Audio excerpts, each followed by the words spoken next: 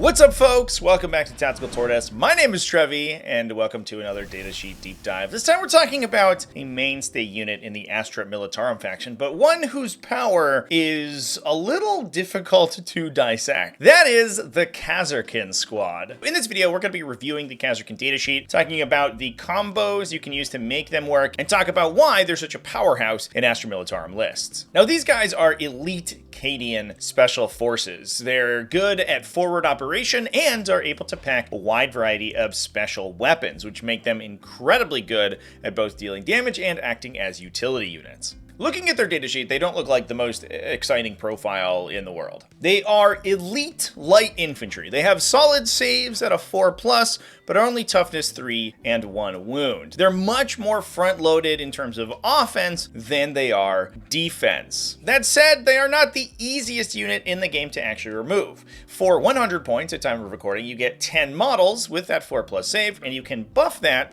with take cover to reduce them to a 3+ save, which makes them fairly sticky against the typical light infantry killing weapons that you would direct against toughness 3 enemies like this. With that being the case, they're here for a good time, not a long time, because as I said, the power of Kasrkin comes from them shooting you rather than being shot back. Now, one of the biggest abilities on this datasheet is their 6-inch scout move. Scout allows the unit to move before the game begins. Importantly, after the player going first has been decided. This means that it allows the unit to react to whatever is going to happen in the first turn. That allows them to move into cover or to move into positions to block opponents moving forward if the Militarum player is going second, or if they're going first, you can move them to get 6 additional inches of threat range to either score tactical secondaries early in the game or to shoot at their opponent. Especially alongside orders like move, move, move that increase their movement,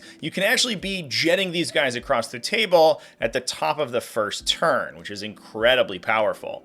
This means that the Kasrkin can act as annoying bubble wraps or speed bumps to enemies, which is further incentivized by their ability to lay minefields, which we will discuss later. Awkwardly, Scout does have some anti-synergies with the rest of the Militarum Index. Basically, no Militarum leader characters have Scout, and while you can attach things like Cadian Castellans or Cadian Command Squads into the Kasrkin unit, it basically removes Scout from the unit if you do so. As we'll talk about later, a lot of the power of Kasrkin is respawning them using the reinforcement stratagem, so attaching leaders to the unit is not something you typically want to be doing anyway, since you kind of want your Kasrkin to be able to move forward aggressively and fight without potentially losing expensive characters along the way. Scout also has synergy with dedicated transports. Units like Chimeras and Taurox Primes can have Scout units embarked in them, and if everyone inside the transport has Scout, the transport also gains that Scout special rule. The downside is that while they're embarked in a transport, units can't use abilities or be affected by things, which means that they lose the effect of their Warrior Elite's special rule, which is a huge part of the power of the unit that we'll talk about later. So while it is fairly useful to put them in a dedicated transport, it is anti-synergistic and reduces the power level of the Kasrkin unit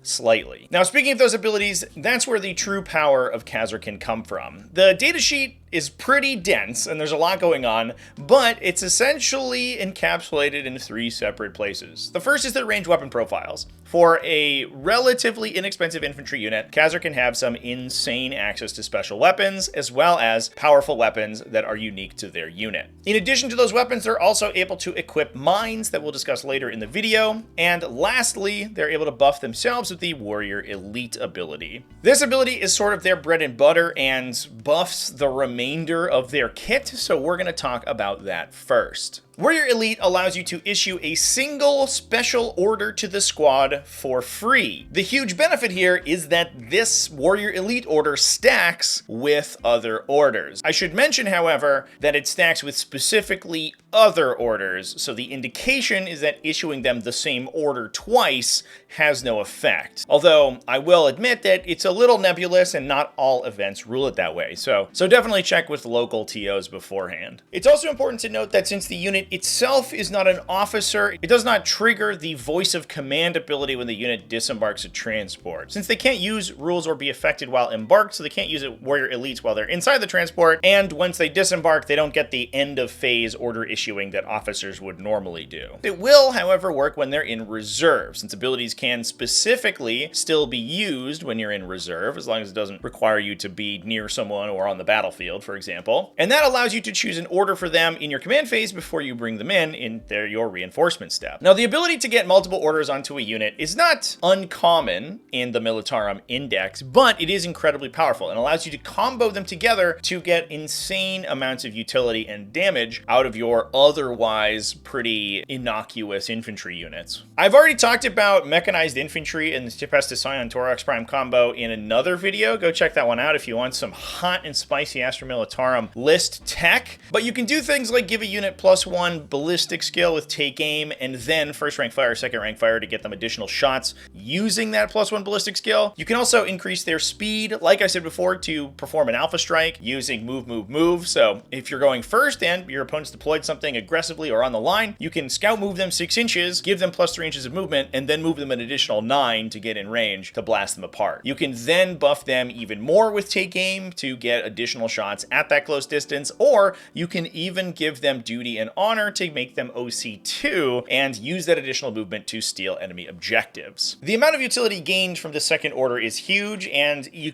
don't have to be in range of an officer to get that order. So even if they are all by themselves and operating independently, they're still going to be getting at least one order to buff themselves throughout the game. It is oftentimes as the game breaks down that you lose order radius of your nearby infantry models from your officers, and you actually end up not being able to order everyone that you would like to. And Kasrkin are just okay with that. They will continue to order themselves regardless of their proximity to anyone else. Now, these orders, especially when you're buffing their offense, mostly affect their range profiles, which are another big highlight of the unit. An entire Kasrkin squad is at base level equipped with hotshot lasguns, which are AP1 rapid fire weapons, which is fine. They add a little bit of extra damage to the unit, but really not the headliner here. The real movers and shakers are their special weapon troopers, of which they get 4 basic special weapons. These guys can equip a combination of no more than 2 each of melta guns, plasma guns, grenade launchers, hotshot volley guns,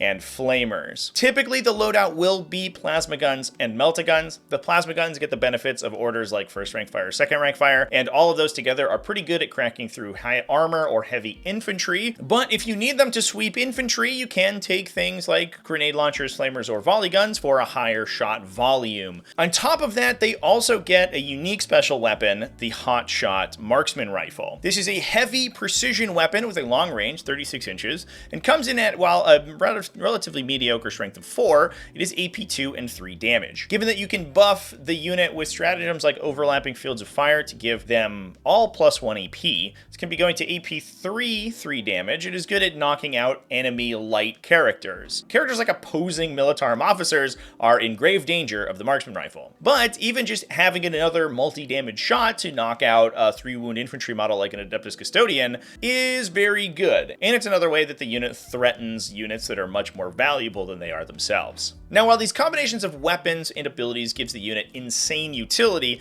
the last piece of the puzzle is their Melta Mine. For the low cost of downgrading a hotshot rifle to a pistol, one of the Kasrkin in the unit can equip this as a war gear upgrade, giving them a once per game deployment of the mine at the start of any phase. When they do, on a 2+, they deal D3 mortal wounds to an enemy within 3 inches, with an additional bonus if that enemy is a vehicle. Now, the timing of this is super important, because it allows the mine to detonate in response to an incoming charge. Essentially, you can be charged in the charge phase, but then at the start of the subsequent fight phase, detonate the mine to damage your attackers before they attack you. If they're 1-wound models, that could potentially remove up to 3 of them, reducing their attack volume. And if you are taking cover, you have a 3+ base save, meaning that lighter enemy attackers that are mostly good at sweeping infantry actually sometimes have a hard time clearing out Kasrkin units. It's not just just useful in response to charges. Enemies moving closer to get to a close charge can also be detonated on after their movement phase, so at the start of their shooting phase, for example. And you can also use it to dissuade enemies from advancing on objectives or terrain by covering important areas of the battlefield with the 3-inch threat of that mine. Let's say, for example, you put the mine bearer at the front of an objective marker, so the 3 inches from him covers most of the front of that objective. If your opponent wants to come in and take that objective marker, they are, by definition, gonna have to walk into the 3-inch range of that mine, and you are gonna be inflicting mortal wounds on them. Most importantly, the mine can also be used at the beginning of your own fight phase, meaning that when the Kasrkin unit charges, they can choose to offensively detonate the mine at the start of that phase before they're selected to fight. Alongside effects like move, move, move that make the unit faster, this can make Kasrkin incredibly annoying to deal with. With their scout move and extended threat ranges, they can move up the table, get in the way of your opponent, charge into them and engage them, and be offensively dealing damage all the time. It should also be noted that this 3-inch measurement comes from the bearer of the mine itself. There is a model in the unit that has the mine physically, not anyone in the unit. So there is a little bit of a mini game to trying to avoid the mine. If you roll a big enough charge, and if the Melta Mine model in the unit is mispositioned, you could potentially skirt around it in the charge phase and then avoid its timing at the start of the fight phase so you don't get hit by it. So it is important to keep that mine guy as close as possible to incoming enemy units. Now, while dealing mines automatically is cool, just doing D3 to your opponent doesn't sound like the biggest deal. The key here is that Kasrkin are a regiment keyworded unit. This allows them to be targeted by the reinforcement strat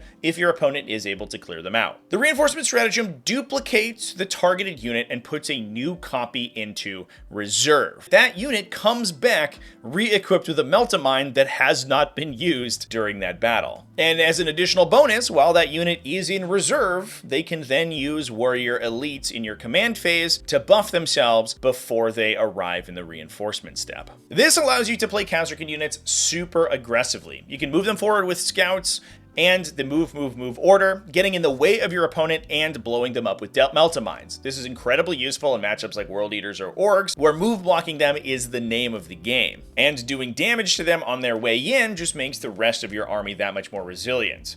You can then reinforce them once your opponent does actually kill them and do it all again, bringing them from strategic reserve into awkward portions of the table, potentially in your opponent's backline, to use their impressive shooting to clear out backline enemy units and score your secondaries. You can also simply use them as an offensive piece with 4 special weapons, a marksman rifle, and that mine again, buffed by potentially 2 orders and some incredible threat ranges thanks to the combinations of orders and scout moves. The amount of utility that Kasrkin possess for just 100 points at time of recording, that might change in the future, is absolutely exceptional. And while it might not be the flashiest or most impressive looking unit on the table, are nonetheless key to Militarum's success in the current metagame. So understanding how to use Kasrkin and how to counter them is absolutely key if you play with or against the faction very often. So that's all I have to say about the Kasrkin unit. Let me know down in the comment section what you think about these special forces guys. Thanks for watching all the way to the end of the video. Thanks as well to everybody who supports the channel either over on Patreon at patreon.com/TacticalTortoise, YouTube channel members and Twitch subscribers. I love you all and you're amazing. Remember to keep it classy, folks, and have happy wargaming.